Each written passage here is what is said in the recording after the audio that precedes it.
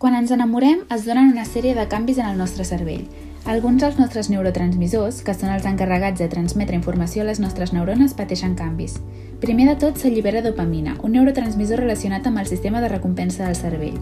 Quan ens enamorem, el nostre cos segrega dopamina i ens sentim bé. Ens entren ganes de repetir i viure l'experiència de nou. Per fer-nos una idea, la dopamina també és present en les addiccions, tant a les drogues com al joc. És la culpable de no poder desenganxar-se i caure una vegada i una altra.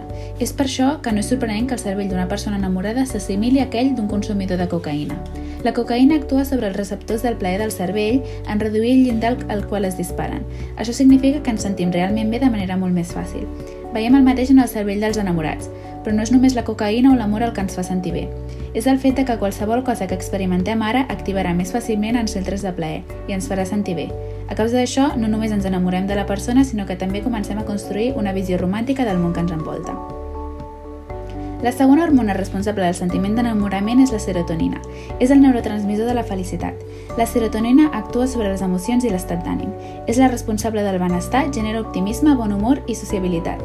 I és la coneguda per representar un paper importantíssim en la inhibició de la ira i l'agressió.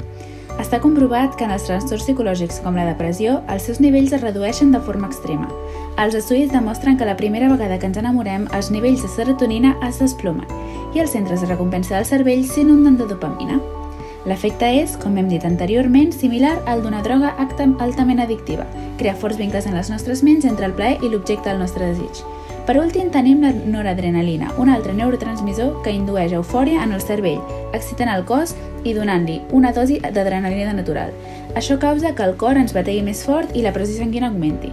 Per això sembla que se'ns surti el cor o ens suïn les mans quan veiem algú perquè ens sentim atrets. També veiem un augment en l'oxitocina, neuromoduladora.